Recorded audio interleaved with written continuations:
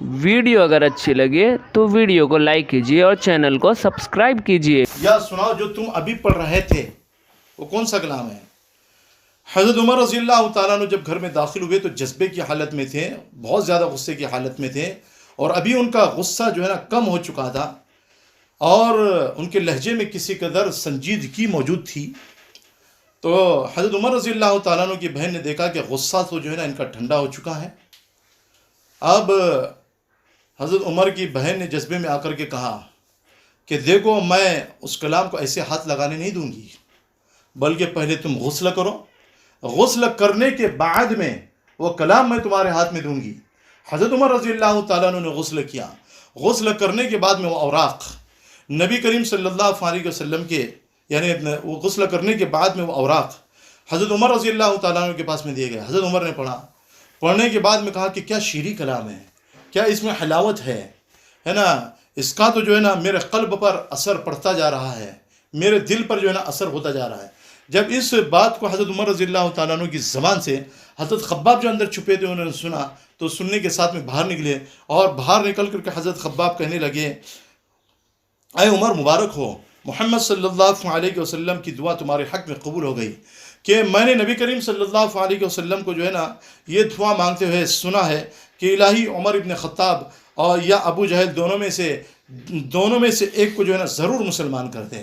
تو اللہ نے اس دعا کو تمہارے حق میں قبول کیا، اور تم نے جو ہے نا قرآن کریم کو سنا۔ پھر اس کے بعد میں حضرت خباب رضی اللہ تعالیٰ عنہ نے حضرت عمر رضی اللہ تعالیٰ عنہ کے سامنے قرآن کریم کی ایک سورۃ طٰہٰ پڑھنا شروع کی۔ طٰہٰ ما انزلنا علیک القرآن لتشقیٰ، کہ ہم نے قرآن کریم کو اس لیے نازل نہیں کیا تاکہ تم سخت دل ہو جاؤ، الا تذکرۃ لمن یخشیٰ، یہ قرآن کریم تو ایک نصیحت ہے اس شخص کے لیے جو ڈرتا ہے۔ حضرت عمر رضی اللہ تعالیٰ عنہ جیسے جیسے اس کو سنتے رہے ان کے آنکھوں سے آنسو گرتے رہے۔ پھر اس کے بعد میں کہا کہ دیکھو تم ایک کام کرو، محمد صلی اللہ علیہ وسلم کے پاس میں لے کر مجھ کو چلو، میں محمد صلی اللہ علیہ وسلم کے پاس میں چلوں گا اور جا کر کے اسلام قبول کروں گا۔ لہذا حضرت خباب رضی اللہ تعالیٰ عنہ حضرت عمر رضی اللہ تعالیٰ عنہ کے ساتھ میں گئے، اور اس وقت میں بھی جو ہے نا حضرت عمر رضی اللہ تعالیٰ عنہ کے ہاتھ میں وہ تلوار ننگی تھی، مگر اب یہ تلوار عمر کے ہاتھ میں اس ارادے سے نہ تھی جو بہن کے گھر کی طرف جانے کے وقت میں تھی، بلکہ اس وقت میں جو ہے نا یہ تلوار دین اسلام کی حمایت میں ننگی جا رہی تھی، برہنہ جا رہی تھی۔ جب حضرت عمر رضی اللہ تعالیٰ عنہ حضرت خباب رضی اللہ تعالیٰ عنہ دونوں دار ارقم کے قریب پہنچے، تو دار ارقم میں سے لوگوں نے دیکھا کہ حضرت عمر رضی اللہ تعالیٰ عنہ آ رہے ہیں۔ دروازے پر پہنچے دار ارقم کے، دروازہ کھٹکھٹایا، حضرت حمزہ رضی اللہ تعالیٰ عنہ نے پوچھا کہ کون شخص ہے؟ تو لوگوں نے کہا کہ عمر ہے۔ تو حضرت حمزہ رضی اللہ تعالیٰ عنہ نے کہا کہ اس کو آنے دو، اگر صحیح طریقے سے آتا ہے تو ٹھیک ہے، اگر بات نہیں مانا تو اسی کی تلوار سے اسی کو اڑا دیا جائے گا۔ اس سے یہ بات معلوم ہوتی ہے کہ حضرت حمزہ رضی اللہ تعالیٰ عنہ حضرت عمر سے بھی زیادہ جو ہے نا طاقتور تھے اور باہمت شخص تھے۔ تو بہرحال حضرت عمر رضی اللہ تعالیٰ عنہ کے لیے دروازہ کھولا گیا، دار ارقم میں داخل ہوئے۔ اللہ کے رسول صلی اللہ علیہ وسلم نے حضرت عمر کے دامن کو پکڑا اور پکڑ کر کے جھٹک دیا اور کہا کہ اے عمر، تم اب بھی باز نہیں آؤ گے، بات کو نہیں مانو گے؟ حضرت عمر کہنے لگے کہ اللہ کے رسول صلی اللہ علیہ وسلم، میں تو اسلام قبول کرنے کے لیے آیا ہوں۔ حضرت عمر رضی اللہ تعالیٰ نے اسلام قبول کیا، اشہد ان لا الہ الا اللہ و اشہد ان محمد عبدہ و رسولہ پڑھا، اور پڑھ کر کے ان محمد رسول اللہ پڑھا، پڑھ کر کے دائرہ اسلام میں داخل ہوئے۔ اللہ کے رسول صلی اللہ علیہ وسلم کی زبان اقدس سے اللہ اکبر کا نعرہ نکلا، اللہ اکبر کی آواز نکلی، صدا نکلی۔ اللہ کے رسول صلی اللہ علیہ وسلم کی زبان سے جب یہ صدا نکلی تو جتنے بھی مسلمان دار ارقم میں تھے سب نے جو ہے نا زور سے اللہ اکبر کا نعرہ لگایا، صدا لگائی، مکہ کی گلی گلی میں جو ہے نا وہ آواز ملنے لگی۔ اب حضرت عمر رضی اللہ تعالیٰ عنہ نے مسلمان ہوتے ہی نبی کریم صلی اللہ علیہ وسلم کی خدمت میں عرض کیا کہ اب پوشیدہ طور پر ہم گھروں میں نمازوں کو کیوں پڑھیں گے؟ ہمارا دین تو حق ہے، ہم تو حق پر ہیں، اب ہمیں ضرورت نہیں ہے کہ پوشیدہ طور پر ہم گھروں میں نماز پڑھیں، بلکہ علانیہ طور پر کعبہ میں جا کر کے نماز پڑھیں گے۔ تو بہرحال چنانچہ نبی کریم صلی اللہ علیہ وسلم اور جو صحابہ مسلمان ہوئے تھے یعنی حضرت عمر رضی اللہ تعالیٰ عنہ جو مسلمان ہوئے تھے، حضرت عمر رضی اللہ تعالیٰ عنہ 40ویں مسلمان تھے، یہ 40 مسلمان تھے. لیکن وہ جو مسلمان جو حبشہ کی طرف ہجرت کر کے گئے تھے ان کی تعداد ان سے الگ تھی، یعنی وہ 100 کے قریب تھے یا 100 سے زیادہ تھے، 100 کے آس پاس تھے، ان کی تعداد الگ تھی. اور یہ جو مکہ میں ابھی اس وقت میں موجود تھے ان کی تعداد 40 تھی. اور حضرت عمر رضی اللہ تعالیٰ عنہ جب اسلام میں داخل ہوئے اس وقت میں حضرت عمر رضی اللہ تعالیٰ عنہ کی عمر مبارک 33 سال کی تھی. کتنی عمر تھی؟ 33 سال کی تھی. زیادہ یعنی 40 سال کے تو نہیں تھے یا بوڑھے تو نہیں تھے، بلکہ 33 سال بالکل جوان تھے اور بدن پہ گرمی تھی، ہے نا. تو حضرت عمر رضی اللہ تعالیٰ نے کہا کہ جب ہمارا اسلام ہمارا دین بالکل برحق ہے تو ہمیں گھروں میں نماز پڑھنے کی ضرورت نہیں، اب تو ہم خانہ کعبہ میں نماز پڑھیں گے. اب نبی کریم صلی اللہ علیہ وسلم بلا روک ٹوک کے اور صحابہ کرام بلا روک ٹوک کے یعنی خانہ کعبہ میں جا کر کے نماز پڑھنے لگے اور اسلام مکہ میں علانیہ طور پر پھیلنے لگا. علانیہ طور پر کیا ہونے لگا؟ پھیلنے لگا. حضرت عمر رضی اللہ تعالیٰ عنہ جب مسلمان ہوئے تو مسلمان ہونے کے بعد میں ابو جہل کے گھر پر گئے. ابو جہل کے گھر پہ جا کر کے جو نا کھٹکھٹایا. ابو جہل نے گھر کھولا اور کہنے لگا اہلاً و سہلاً و مرحباً. بڑا چاپلوس آدمی تھا، مداحن آدمی تھا، یہ بڑا چالاک اور عیار آدمی تھا. کہا کہ اے عمر کیسے آنا ہوا؟ حضرت عمر نے کہا کہ اے ابو جہل میں مسلمان ہو چکا ہوں، محمد کے دین کو میں نے قبول کر لیا ہے. محمد کے دین کو ابو جہل نے جو ہے نا جھلا کر کے جو ہے نا ڈانٹ کر کے جو دروازہ بند کر دیا، اندر چلا گیا. اور حضرت عمر رضی اللہ تعالیٰ عنہ ابو جہل کو یہ خبر دینے کے لیے کیوں گئے تھے؟ اس کو جلانے کے لیے گئے تھے تاکہ ابو جہل جل جائے. جیسے کسی کا مزاج ہوتا ہے نا بھائی، جان بوجھ کر کے کسی کے سامنے کوئی بات کہہ دیتا ہے تانا دینے کے لیے، جلانے کے لیے. تو حضرت عمر رضی اللہ تعالیٰ عنہ نے کیا کیا؟ جان بوجھ کر اس کے پاس میں گئے تاکہ اس کو جا کر کے جلائے. بہرحال حضرت عمر رضی اللہ تعالیٰ عنہ کے مسلمان ہونے سے قریش کو بڑا صدمہ پہنچا کہ ایک ایک ہستی نکلتی جا رہی ہے. پہلے حمزہ نکلے، پھر عمر فاروق نکلے.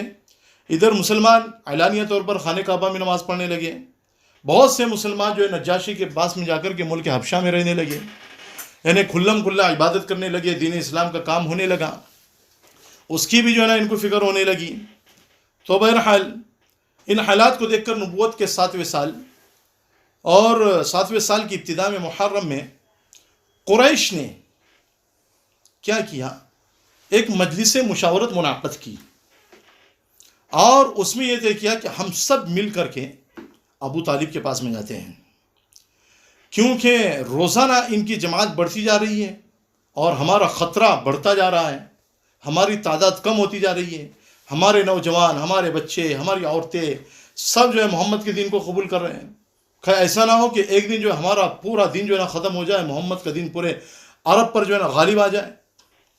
اب سب لوگوں نے جو ہے نا ایک مجلس منعقد کی اور وہ مجلس مشاورت تھی اور اس میں یہ طے ہوا کہ ابو طالب کے پاس میں جائیں گے اور جا کر کے کہیں گے کہ تم محمد کو ہمارے حوالے کرو، محمد کو ہمارے سپرد کرو. اگر محمد کو ہمارے سپرد کرتے تو ٹھیک ہے، اگر نہیں کرتے ہیں تو جب تک کہ نہیں کریں گے اس وقت تک کہ تمہارے ساتھ میں قطع تعلق کیا جائے گا، تمہارا بائیکاٹ کیا جائے گا اور تمہارے ساتھ میں جتنے بھی ہمدردی کے راستے ہیں سب کے سب بند کر دی جائیں گے، جس کو قطع موالات کہا جاتا ہے.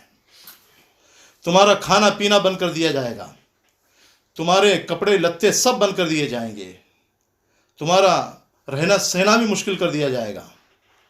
لہٰذا جو ہے نا قریش نے اور قریش کے بڑے بڑے سرداروں نے ایک عہد نامہ تیار کیا اور اس پر جو ہے نا قطع موالات کے متعلق جو ہے نا لکھا گیا کہ محمد کے ساتھ میں اور محمد کے ماننے والوں کے ساتھ میں ابو طالب کے ساتھ میں قطع موالات کیا جائے، تعلق جو ہے نا ختم کر دیے جائے جب تک ابو طالب محمد کو ہمارے سپرد نہیں کرتے. لہٰذا وہ اس عہد نامے پر جتنے بھی بڑے بڑے سردار تھے سب کی دستخط لی گئی اور دستخط لینے کے بعد میں خانہ کعبہ میں اس کو لٹکا دیا گیا. اب ابو طالب نے دیکھا کہ بھئی معاملہ تو عجیب ہے، تو ابو طالب نے سب کو، نبی کریم صلی اللہ علیہ وسلم کو یعنی اپنے بھتیجے کو بھی اپنے ساتھ میں لیا، سب کو لے کر کے شاب ابی طالب میں ایک درے میں ایک گھاٹی میں جا کر کے جو ہے نا سب محصور ہو گئے. اور جانے کا راستہ جو ہے نا بہت تنگ تھا، نکلنے کا راستہ بھی جو ہے نا بہت تنگ تھا. ایک ہی راستے تھا، جانے کا بھی، داخل ہونے کا ایک ہی راستہ، نکلنے کا بھی ایک ہی راستہ ہے نا، دخول کا بھی ایک ہی راستہ، خروج کا بھی ایک ہی راستہ، دونوں راستے ایک ہی تھے اور تنگ راستہ تھا.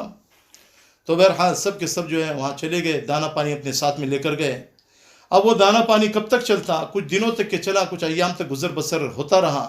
کچھ دنوں کے بعد میں وہ دانہ پانی جو ہے نا ختم ہو گیا۔ اب کیا کرے؟ اب کچھ دنوں کے بعد میں ایام حج آنے والے تھے۔